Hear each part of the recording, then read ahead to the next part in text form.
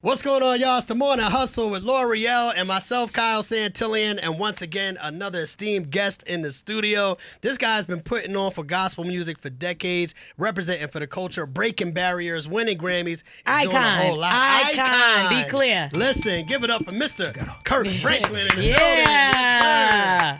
Y'all, she really does have a bell. It's like a physical bell. I'm trying to tell you. And it only gets rung for special people or special things. Thank you. And I'm trying to do it because I know you got 19 Grammys and you could give one up because you're not going to miss it if it's 18, right? So can I just borrow one? It can stay at my house. It can still be yours. That's fine. Take them boys, man. Yeah. Take them boys. That's good. Thank y'all for having me. It's great to be here. No, it's a pleasure to have you, man. And speaking of Grammys and music, man, you got a new album out. Father's Day is out right now. You know what I mean? We were listening to the album, very inspirational. It's giving that, I feel like this is giving that classic gospel feel. You know what I mean? Over the years, especially when you first came on the scene with God's Property, you were credited for bringing in a new gospel sound to a younger generation. Is it true from your perspective? Was it your intention to make this a little bit more traditional as a sound? No, man, I just was trying to just be in an authentic place because I was also experiencing, some life-changing information about, I don't know if you guys have seen this documentary piece that I put out, but that was happening at the same time that I was doing the album. And so, we all know that art imitates life. Yeah. And so they were in this duality of one was influencing the other and the other was influencing the other. And so these two creative pieces, they were the medicine I needed to get through what I was experiencing. Yeah, for sure. And the documentary is so powerful. It's a lot of emotions going through there because between the fact of you finding out your biological father lived minutes away from the studio, right? On top of what you were going through with your own son as well. Yes, ma'am. So do you feel like the way you handled certain situations with Carry On had to do with your past and not knowing for real or finding out who your father was later on in life? Well, first of all, I want to be able to say that I love my son, Carry On. Carry On is my firstborn. And, he's been the homie since day one. I mean, Carry On, had a passport by the time he was 6. Wow. We traveled the world. It's funny because I remember when my first album came out, I was at a high school signing autographs and looked down, and this boy done found a pen. He's signing autographs too. So I think that in time, Carry On will have his own story to tell. Yeah. And, Carry On's story is his to tell. Carry On's 35. Yeah. And so when the time is right for him, he'll be able to give his story. I know that for me, being a father was very extremely important and was always important because I didn't have one. Right. And so, I have 4 beautiful children and Carry On has a very unique life experience. Carry On has a very special, beautiful brain that God gave him and he's a beautiful soul. He's a special soul and I know that someday Carry On is going to have a story that's going to help so many men. So if you ask me if my lack of fathering or having a father affected my fathering to him, I would say that my fathering to him and all of my children made me probably one of those uber fathers. Okay. Where I had to be at everything. I had to be involved with everything because, tragedy can make you better or bitter. Yeah. And so for me, every sneaker that came out, they had to have every go-kart they had,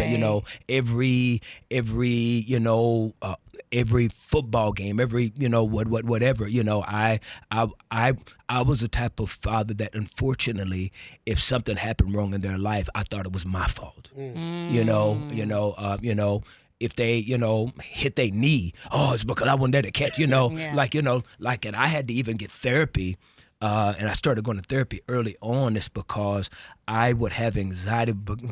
It's because even my wife would tell me, and even his mother would tell me, and even other people's like, you try too hard. Yeah. You try too hard, but that's all I knew is because the fear of them ever feeling what I felt, I just wanted to try to save them from ever having that. Right. You know? Was you disappointed in him doing the Zoo show, Bad Boys?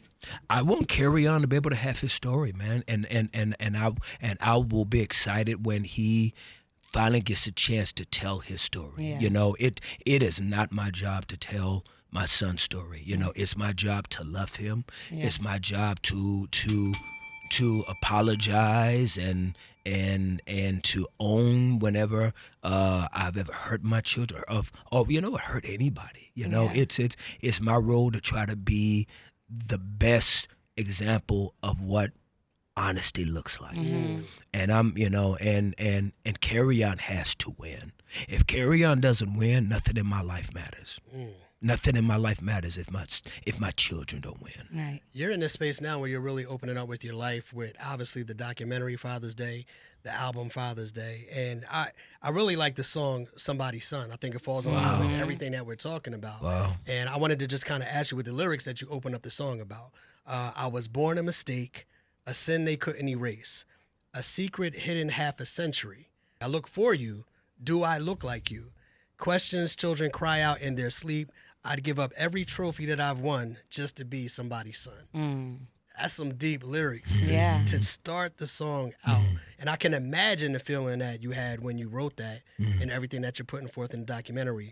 But what made you comfortable sharing this kind of intimate thoughts now at this time in your life? You know, to be honest with you, if anybody's ever followed my career, you know, that's just really who I've always been. I've always had the ideology that I heal as I reveal.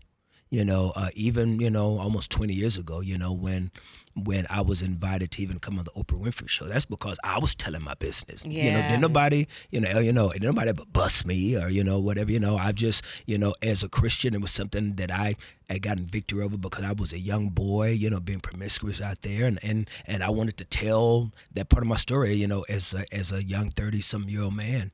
I just am very comfortable just telling my junk, man.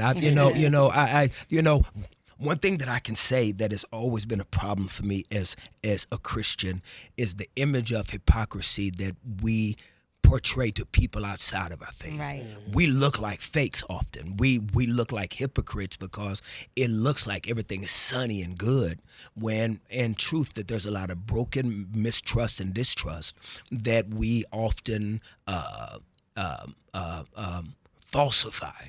And for me, I know that you can't win people if they can't see themselves in you. Yeah. Yeah. And so for me, I just want to try to be the best reflection of not the doctor, but the patient. And so that's why I'm just comfortable sharing my ish, bro. You know, that's my comfortable place because you know, God can only heal what I reveal to him. And that starts in truth. Is your biological father everything you thought he would be? Are y'all keeping in good touch now? What's going on moving forward? Yeah, great question. You know, he's a great dude. He's a great man. But I do, you know, here's the interesting thing about this experience.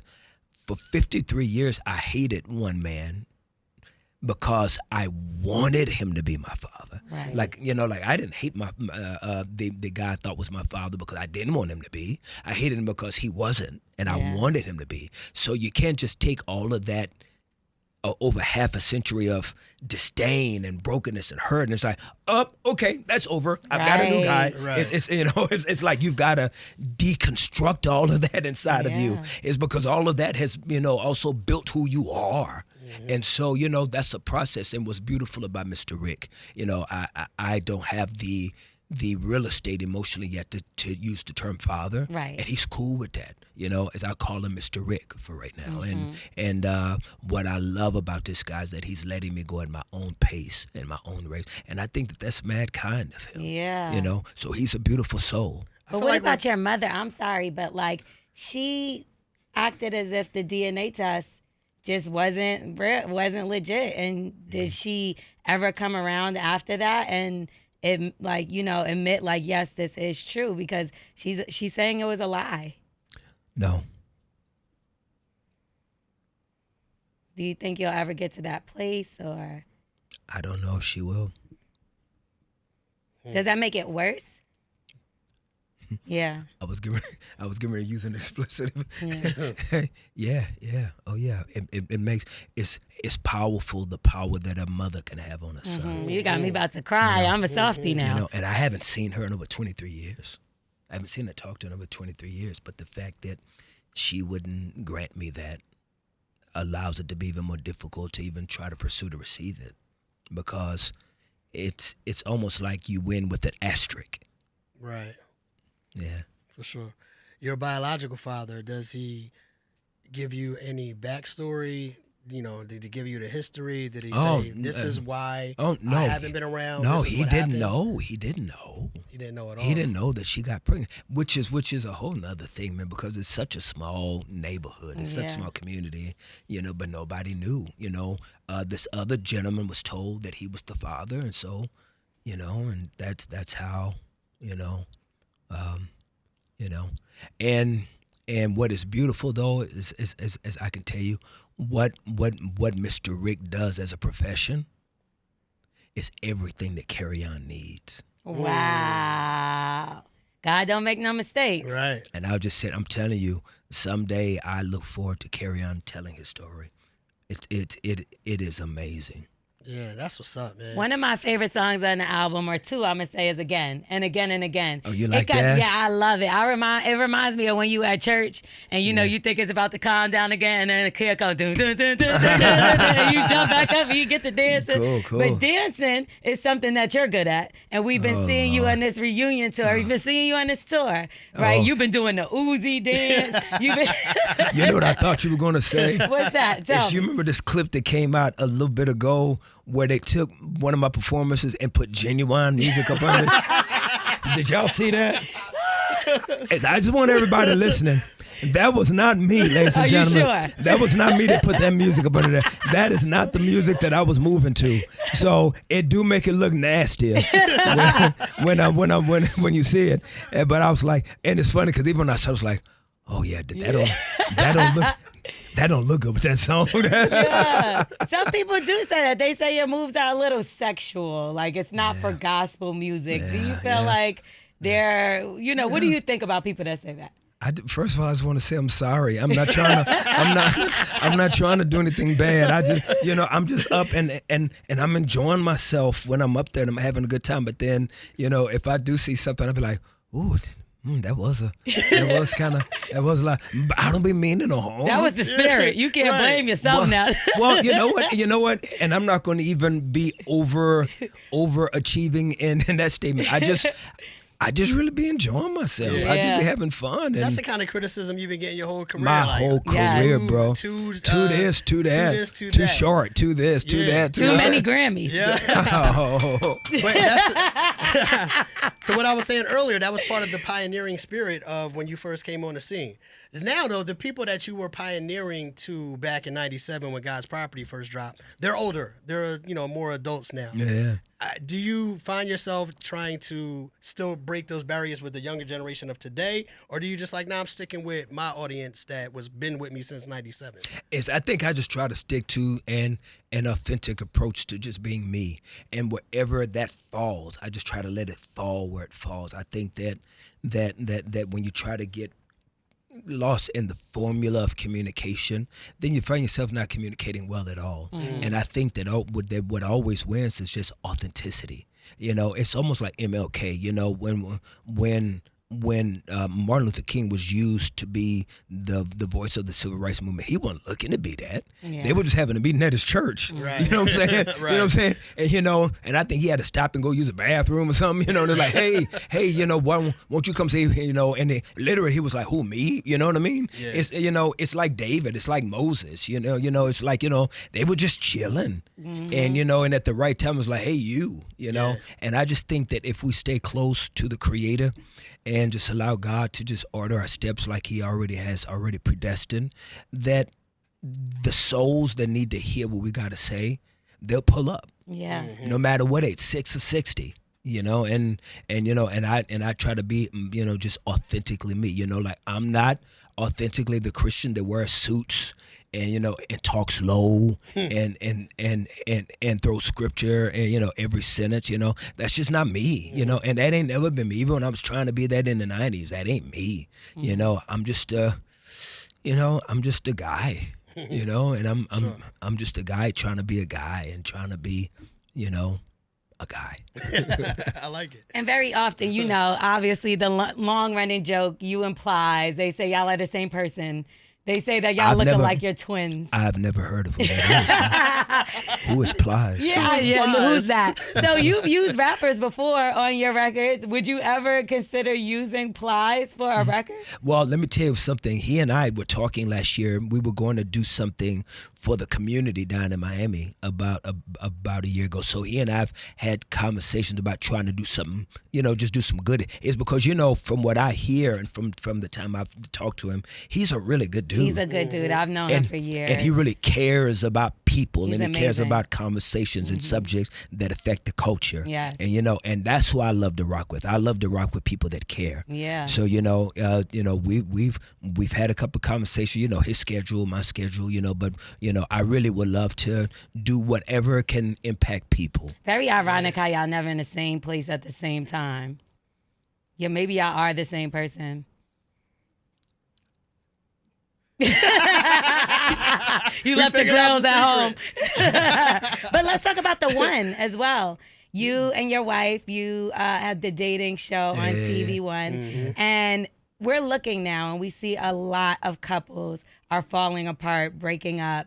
And sometimes people use the example of not having the example in their home. But you've been married since 96, right? And you didn't have that example in the home. What is something that, obviously God is in the middle and center of your relationship, but what were some things that y'all had to figure out to just make this work this long? And we're still trying to figure things out, and I would say more on my part than her, because my wife came from a very beautiful home.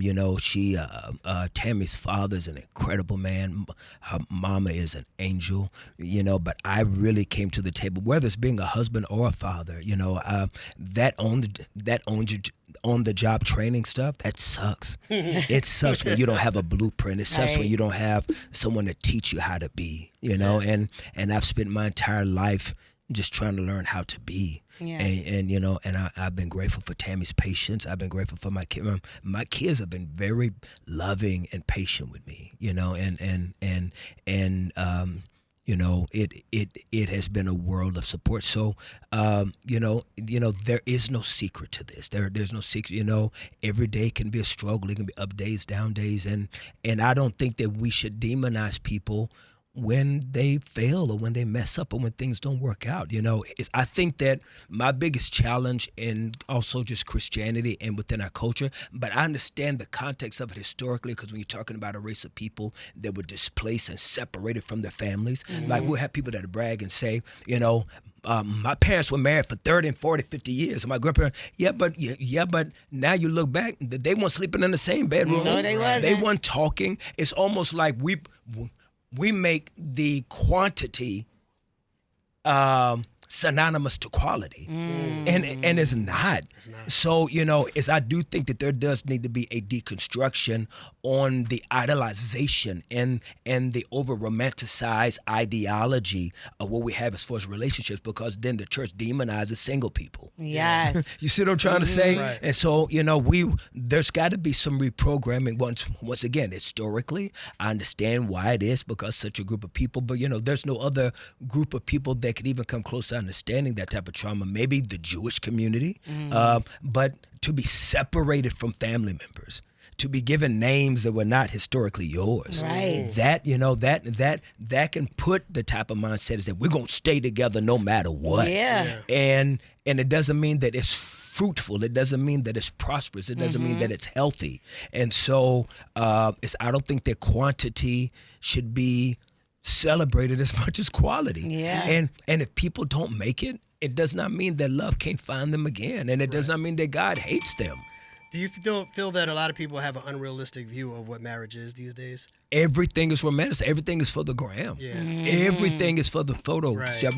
Everything is for the book. It's because we romanticize what we don't have. Right. It's almost like it's almost like it's conducive to folk don't want to read the Bible. They just want to go to church and what the preacher got to say. Right. You know what I'm trying to say? Yeah. Instead of, and that's why there's so much biblical illiteracy in the world, and that's why people have been able to weaponize the Bible. Right. It's because people don't read it themselves. Right. And if you read it themselves, you'll be like, wait a minute, player, why you got 2 Bentleys, but you only got like 15 members? You know what I'm saying? Right.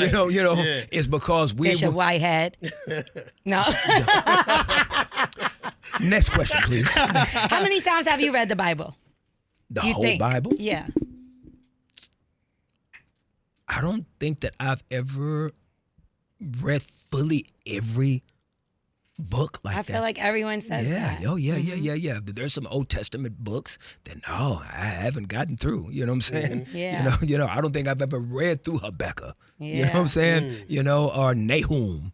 You know what I mean? You know, I mean, some of the major prophet writings and minor prophet writings are very difficult, reads. You know what I'm saying? There ain't nothing you sit down and get you some hot tea and try to do it 3 o'clock in the morning. Reading it over and over and still don't know what's going on. King James version to have you tongue tied, baby. Yeah. So it's I think that it's just the pursuit. You know what I mean? I mean, if somebody's journey has been just the book of Psalms and they digest that every day and that's the and that's their pursuit, then God bless them. What I love about what I found about the heart of God is that He meets His children exactly where they are. You know, and I think that's the beautiful part about the journey. No doubt. Yes. Well, listen, man, we appreciate you. You're on a great journey. We're inspired by your journey. We want to encourage everybody to go see the documentary, Father's Day, A Kirk Franklin Story. On YouTube. On YouTube. Free. Listen to the album. For free. Look at that. We wanted to make the documentary free. You know what I'm saying? But because we didn't want the motives to ever look like that they were construed. But I mean, we didn't shoot it to try to get a bag. I wanted it to be free for people to just see it. He's giving it to y'all free, but I'm going to pass around the collection plate.